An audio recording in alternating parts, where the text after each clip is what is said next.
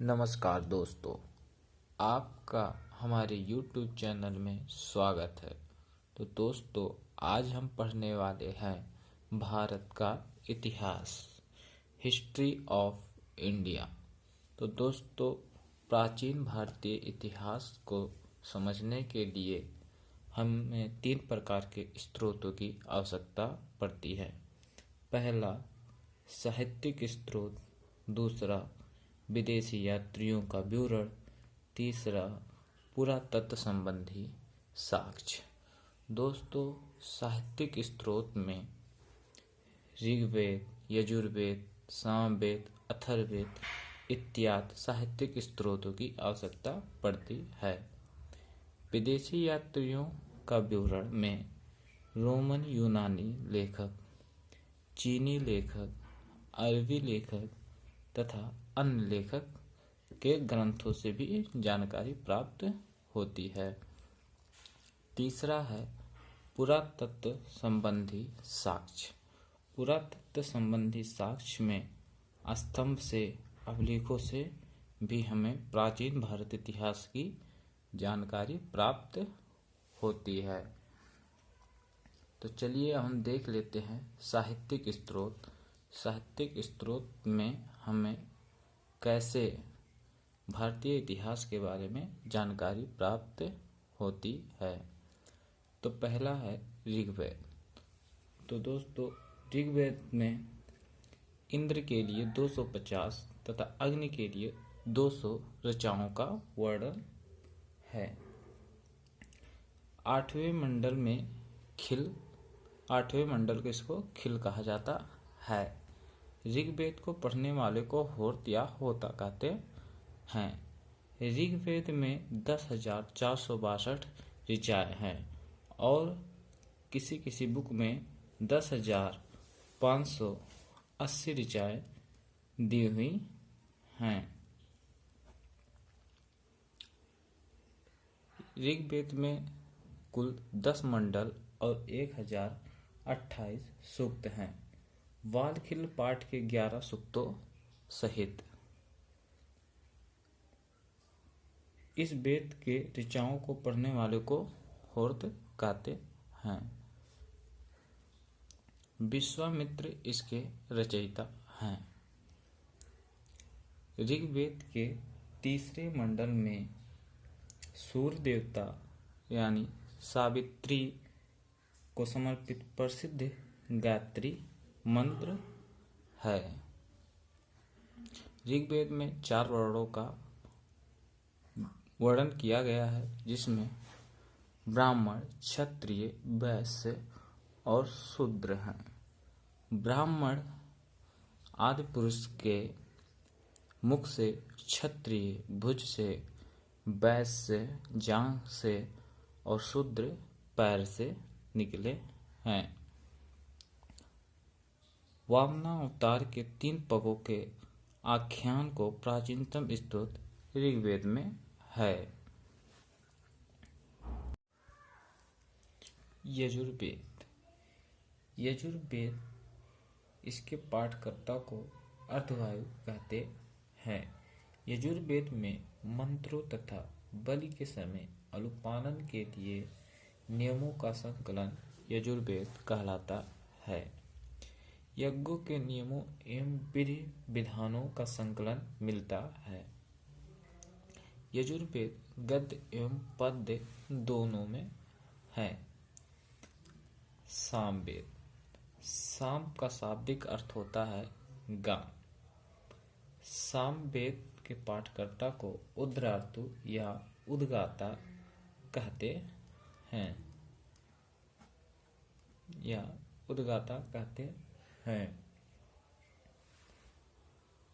इसे भारतीय संगीत का जनक कहा जाता है।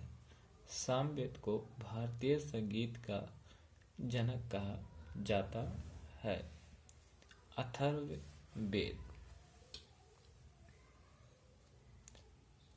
अथर्ववेद अथर्वा ऋषि द्वारा रचित है। इसमें कुल 731 मंत्र और 6000 पद्य हैं। अथर्ववेद में कन्याओं के जन्म की निंदा की गई है। अथर्ववेद विचारों एवं अंधविश्वासों पर आधारित है।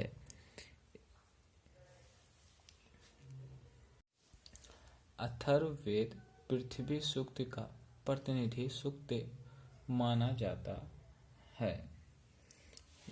पृथ्वी सूक्त यानी जिसके अंतर्गत गृह निर्माण, कृषि की उन्नति, व्यापारिक मार्गों की खोज, रोग निवारण, समन्वय, विवाह इत्यादि के बारे में जानकारी मिलती है।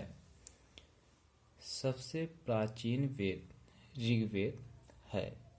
सबसे बाद का वेद अथर्ववेद है। कुल 4 वेद हैं। 4 वेद, पहला ऋग्वेद, दूसरा यजुर्वेद,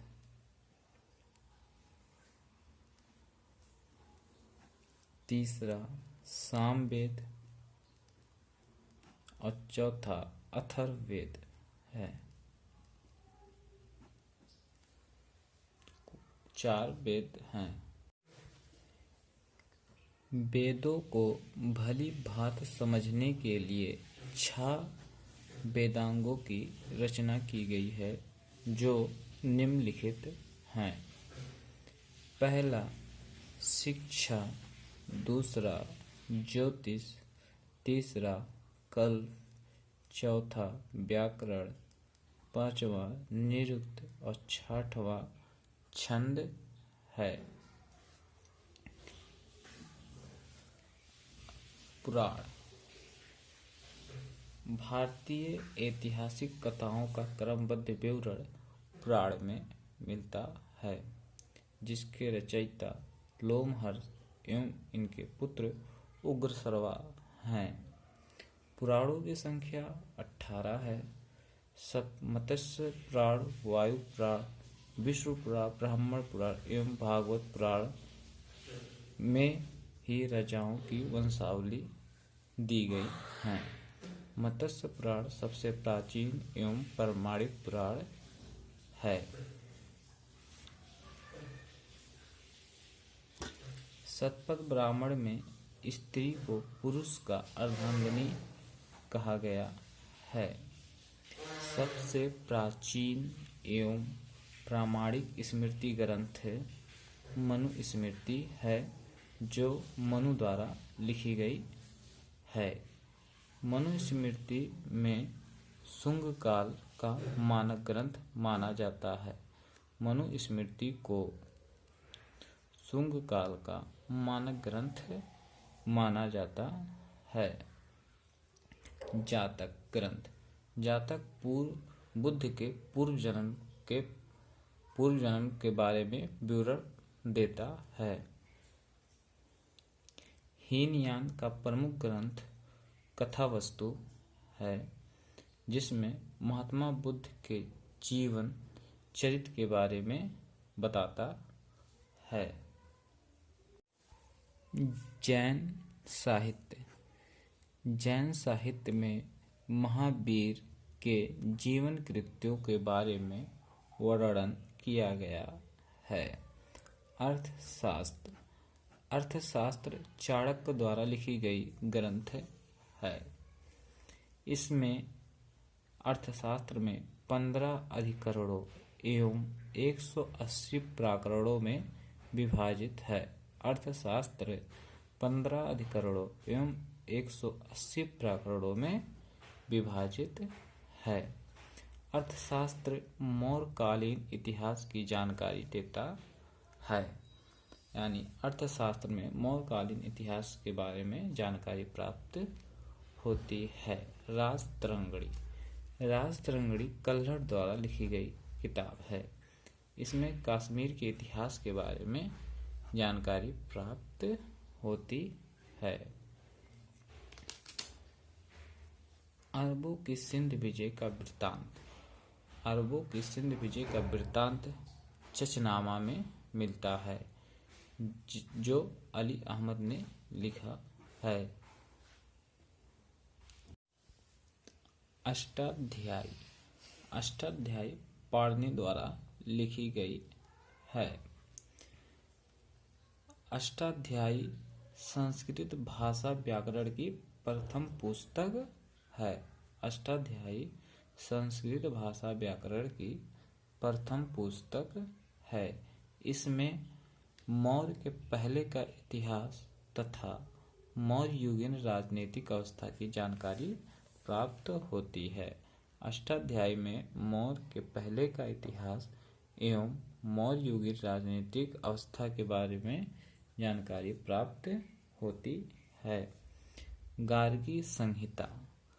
गार्गी संहिता कात्यायन द्वारा लिखित एक ज्योतिष ग्रंथ है। इसमें यवन आक्रमण का उल्लेख मिलता है। महाभाष्य। महाभाष्य पतंजलि द्वारा लिखित ग्रंथ है, जिसमें शुंगों के इतिहास के बारे में जानकारी प्राप्त होती है। पतंजलि पुष्यमित्र शुंग के पुरोहित थे। दोस्तों, अब हम आ जाते हैं अपने दूसरे साक्ष्य पर, यानी विदेशी यात्रियों का वृत्तांत। विदेशी यात्रियों का वृत्तांत में पहला था यूनानी रोमन लेखक, जिसमें पहला है टेसियस। टेसियस ईरान का राजवैद्य था। भारत के संबंध में इसका विवरण आश्चर्यजनक कहानियों से भरपूर होने के कारण अविश्वसनीय है। दूसरा आ जाता है हेरोडोटस। हेरोडोटस को इतिहास का पिता कहा जाता है। इसने अपनी पुस्तक हिस्टोरिका में 5वीं शताब्दी ईसा पूर्व के भारत फारस संबंध का वर्णन किया है, परंतु इसका विवरण भी अनुश्रुतियों एवं अफवाहों पर आधारित है। तीसरा नियार्कस, आनेसिक्रस, आस्टोबुलस, ये तीनों सिकंदर के साथ भारत आए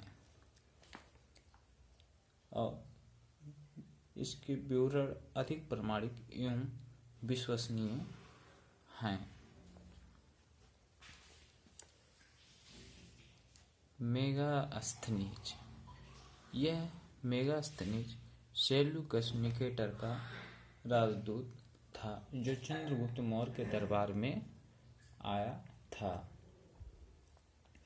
इसने अपनी पुस्तक इंडिका में मौर्य युगीन समाज एवं संस्कृति के विषय में लिखा था। अब आ जाता है डाइमेकस।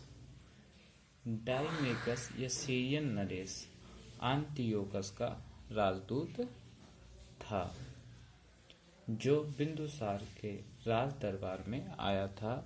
इसका विवरण भी मौर्य युग से संबंधित है। डायनोसियस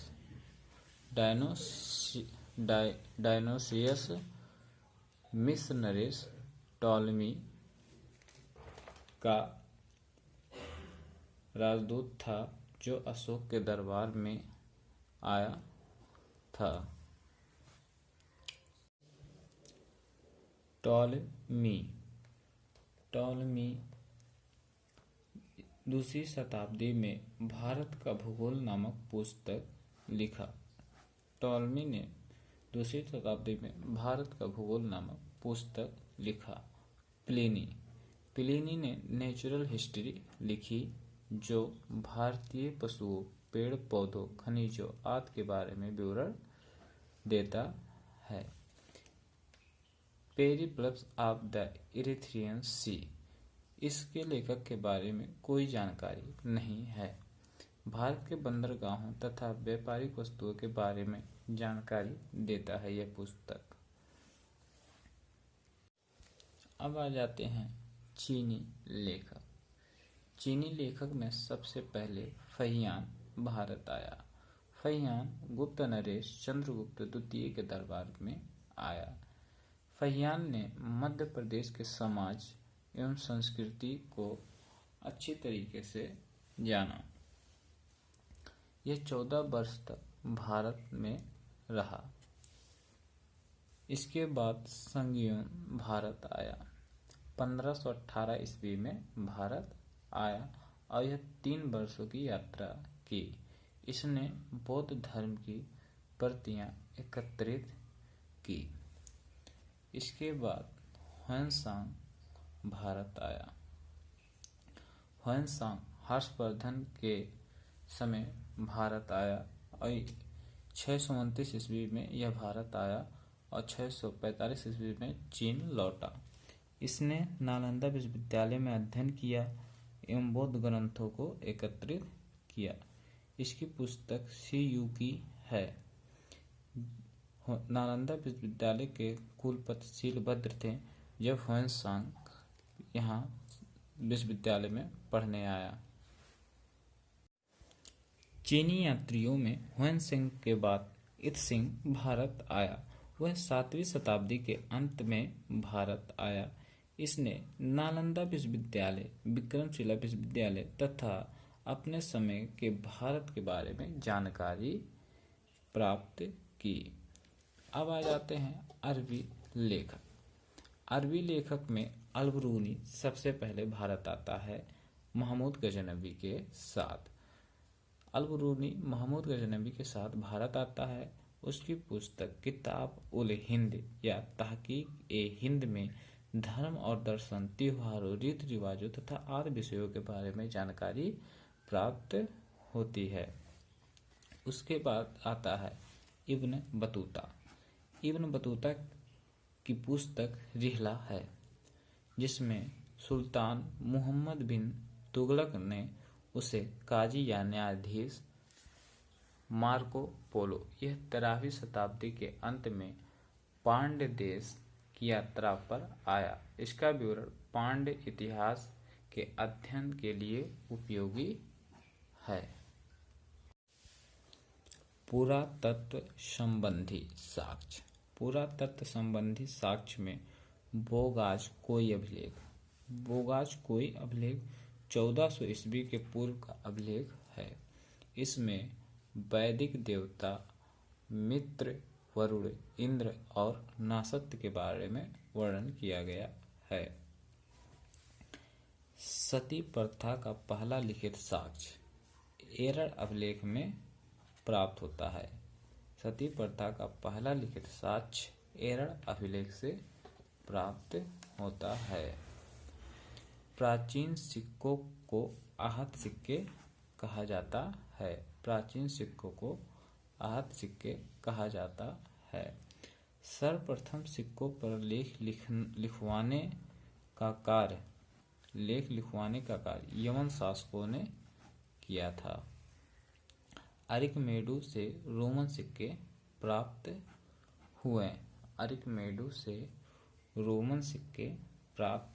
हुए। उत्तर भारत के मंदिरों की कला को नागर शैली कहा जाता है और दक्षिण भारत के मंदिरों की कला को द्रविड़ शैली कहा जाता है और नागर तथा द्रविड़ शैली के प्रभाव को पेशर शैली कहा जाता है। तो दोस्तों, उम्मीद करता हूँ आपको यह वीडियो पसंद आई होगी। अगर यह वीडियो पसंद आई हो तो वीडियो को लाइक कीजिए, शेयर कीजिए, चैनल को सब्सक्राइब कीजिए। धन्यवाद।